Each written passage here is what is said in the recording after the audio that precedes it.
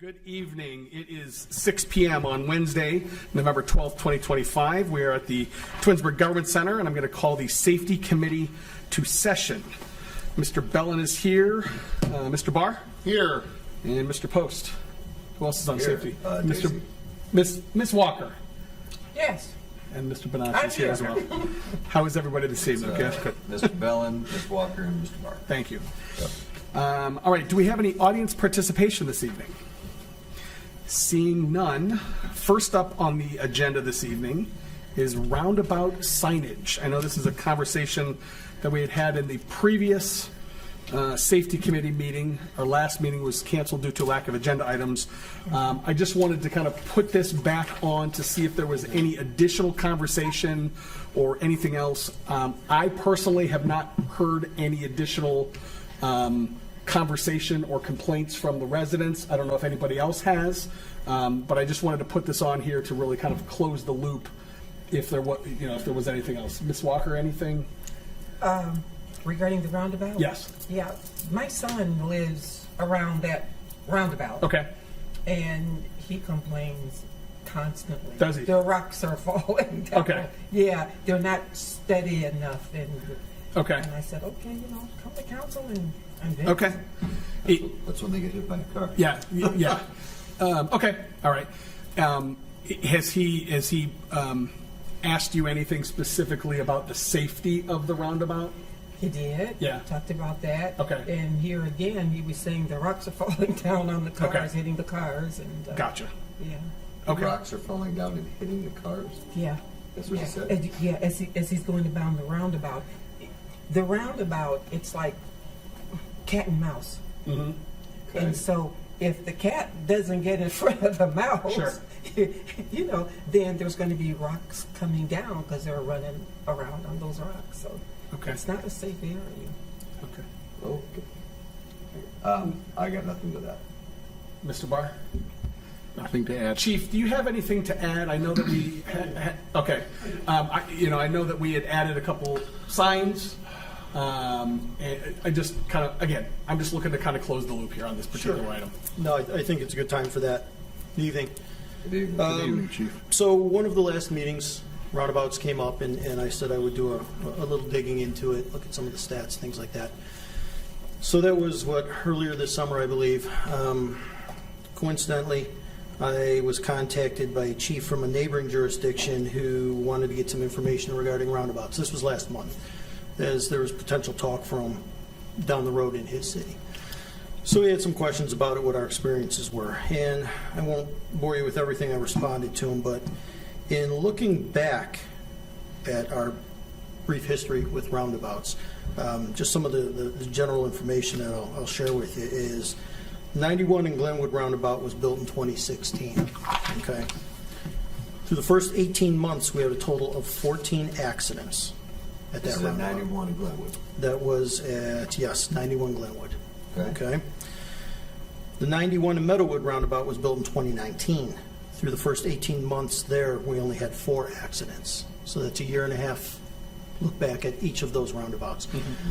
And again, I won't go into it all, but I attribute that to several things. One, motorists getting used to the initial roundabout at Glenwood, the city refining it, signage. I know there were some changes structurally to it, things like that. So we fine-tuned it. I believe motorists got used to it, and they adapted. I think the biggest one is going from 2 lanes to 1 lane. probably. Yes. Just to bring some perspective, since January of 23 to date, and that's as of today, we've had a total of 16 accidents for both roundabouts. Now that includes, excuse me, could be an OVI. We've had a case where people fell asleep, hit the roundabout, things like that. Those all qualify as accidents. Okay, so that may not be someone who was alert enough to navigate the roundabout, okay, or was unfamiliar with the roundabout. There was contributing circumstances to that. But there's been a drastic drop in that. I've also had some follow-up conversation with engineering, with service as well. I know within this past year there was changes made to signage. Speaking with the engineer, we conform with what the standards are for roundabouts. There was parity made all the way around each roundabout. In other words, there's 4 entry points and exit points, entry/exit points to each roundabout. There was parity made to the signage, in other words, the yield signs, the chevrons, things like that. In the lanes that do have a right turn only sign, there was signage put, there's pavement markings, there was signage put above ground as well. So we comply with what we need, and I think that's greatly attributed to it. I think what a lot of people see is, because I see it firsthand periodically, someone who's not familiar with the roundabout, they're in that right-hand lane to turn right, and they end up going straight. That's why whenever I'm next to somebody, I always wait and make sure they are actually going right, because there's a good chance they're not familiar, they haven't navigated one, not from the area, whatever, and they do go straight. So you do see things like that. We do get complaints like that. But as far as actual accidents go, there's been a drastic drop. And I truly believe we are in conformity with what the standards are for markings, again, pavement, above ground, things like that. And just so I think I wrote your numbers down correctly. So from 2016 to 2023, in the Glenwood roundabout, there was 14 accidents. From 2019 to 2023, in Well, the 2016 months. in the first 18 months, 18 just months, the first I'm sorry. year and a half, Okay. there were 14 accidents. Okay. Now, keep in mind, that was the first roundabout, Yep. so in the first year and a half. okay, Consequently, when we built the second roundabout, in those first 18 months, 4? it's down to 4. It was down Okay. to 4. And then the 16 accident number Is from was January of 23 until today. on both. Yes. Thank you. Combined Okay. total for both. Would Do you you, know would how you, many- go ahead. We're probably going to ask the exact same question. How many are local or Oh, people? we are not No. going to ask the same question. Okay. I was just wondering how many of those 16 accidents were, That I don't know. We'd have to Local. look through each individual Yeah. accident report to see. My question was, out of those 16, how many involved multiple cars as opposed to one person creating an accident? Again, that I would have to look. Yeah, Which because I think could do, that's- but yeah, that's a big I did difference not also. specify that. Next question. If there's an accident at the Glenwood and Liberty roundabout, because I know I heard one actually about a month ago, there were 3 or 4 cars in there. Is that, who actually owns that roundabout? Or we own the one half and they own the other half? It depends on where, yes, I mean. Is I that, don't- is that it? Yes. We own half of it, they own half of it? Yes, so it depends on where the accident occurs as So- to who has jurisdiction. That's my question. So- Correct. Okay. Correct. That was just curiosity, because the accident happened. I was like, which one, whose city is that? Sure. Okay. So then, is it fair to say that, from a signage perspective, which is kind of where this conversation started, we feel comfortable, or you feel comfortable from a police perspective, that we as a city are doing everything that we need and can do from a signage perspective on the roundabouts? Correct, I do. Okay, thank I you. do. Chief, one question, and you alluded to fatigue and impairment.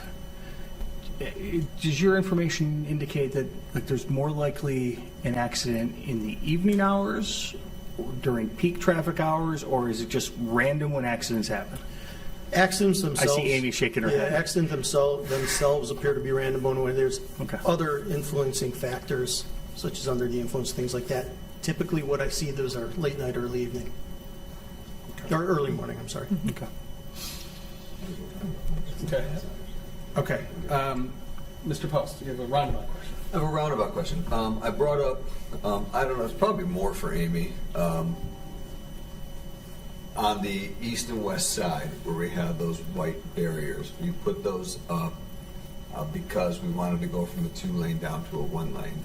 And I think that if we're going to keep it permanently at a 1-lane, I think we should remove those white plastic things and actually have a permanent fixture. My question is it less safe to do that?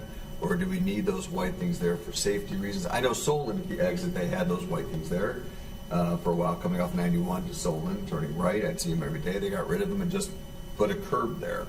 I guess we did that because we went from 2 down to 1.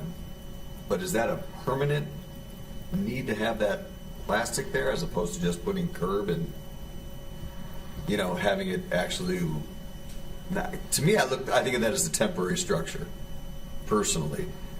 And I don't think that... I'm having a hard time visualizing what you're saying. I'm On the east and west side, those white things there, they were put there originally to bring it from a 2-lane down to a 1-lane. But I don't think we're going to ever go back to a 2-lane. Yeah, it's more of a, to do that is a very substantial traffic impact because of where it's at. we would want to make sure they're, those, the delineators give a little more width in there than a permanent curb would have to be. We'd have to go out and do all the, get the geometric so that it's perfect. I'm sure they get hit periodically. So somebody hitting a curb, a 6-inch curb you might bounce off of and all that. I don't know if that would cause more or less. I mean, it's. I know the mayor's had service go up there more recently, more often to make sure that any debris that gets trapped in there gets somewhat cleaned up, which I think was part of the issue, that it became unsightly that way. But it would be something that would have to be budgeted for, because it's not as cheap as just putting a curb in front of on a residential street somewhere. Right. It's going to require a lot of maintenance of traffic, and how do you, all those types of things. And if that's something you want to do, it's got to be a budget line item to get that done. I guess the first question is it something we want to do? Is there a need for it? I don't know. I just think aesthetically it would certainly be nicer looking. I don't know. Does anyone else have any thoughts on it? You know what I'm talking about? I do. I don't know. I just think, to me, they looks like they're a temporary fix for something that we're going to keep permanent. So I just bring it up in case anyone else agrees, like, whatever. Yeah, no, I think it's valid. Amy, I'll probably send you an email, and we can kind of discuss it and figure out what the cost might be and those kind of things. And I'm not dismissing the thought, Mr. Post, but we've got a large agenda here. No, I agree, but we're talking about roundabouts, and I don't know if it was. It is Mayor, please. it's safety, though. Comparison, what we did on Church Street, okay? Your mic? In comparison to what we did on Church Street, okay, where we did put in a new permanent curb, okay? And we could have put those white delineators just like we did at the roundabouts. But the complaints we're getting there, wait till somebody comes in and hits that curb, and they're going to ruin their tire, and they're going to, you can't seem to make anybody, there's no happy medium. There's no happy medium. The only thing we could do down there that I thought about, and I might ask Dennis to do, is paint the curb over there yellow, like we've done in some other areas, but they don't like the permanent curb either. So I agree with you. I think permanent curb looks more aesthetically pleasing, but the problem is that everybody complains about something, so I don't know. I don't know the answer. I'm not saying there's a right or wrong way, but right now, a few of those delineators have been hit. That would have been a car hitting a curb and causing probably more damage to their vehicle. Where, because we're putting, they see it as we're putting something in the right of way, in the roadway. Unless they're going to hit, and they're going to hit their cars. Unless you did a roll curb like you have on the inside circle, where the brick is, where you got that roll curb. You have a roll curb on the inside. Again, we don't have to do this, talk about this now. Right. It's for future. But Okay. my question was, is it safe in the eyes of That's fair, safety? yeah. I don't know if the white is safer than a curb, but if you did a roll curb on the outside, you do have a roll curb on the inside. You could do a roll. Better in the wintertime. Yeah, I was going to say, I think The the delineators? concern, the thing you'd have to take into account would be plows, service. Right. Snow builds up, at least with the delineators they are. I think the speed that people go through that roundabout, That's the problem. I think that the delineators are doing what they're supposed to do. They're being noticed, so much so that we're talking about them. Yeah. I mean, Plus, don't they reflect too? I mean, they reflect, so if it's snowing or Right. it helps a little as far as that goes. Okay. Anything else, Chief? No, the only other thing I have to add, and Amy may speak to it, is the traffic light church. We have not had a single accident, Wonderful. as a result of that light being removed, so. great. Thank you. Well, that's a wonderful segue into the next agenda item, Amy. And the pedestrian button was just installed today, and it's functional. Wonderful. So that's up and running. So that was the safety element that I wanted there. Okay. Since it was no longer flashing yellow up there, just to draw attention when a pedestrian was in the area. So.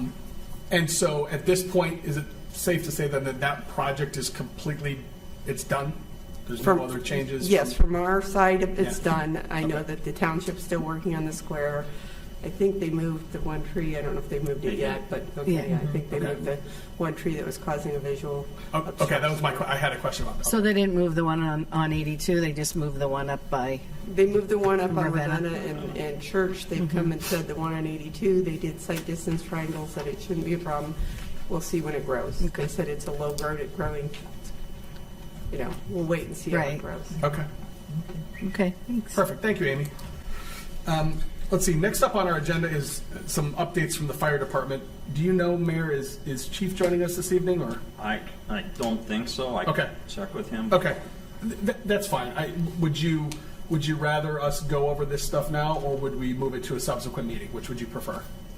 I'm happy to do either. I'll weigh in on that. Subsequent meeting works for me.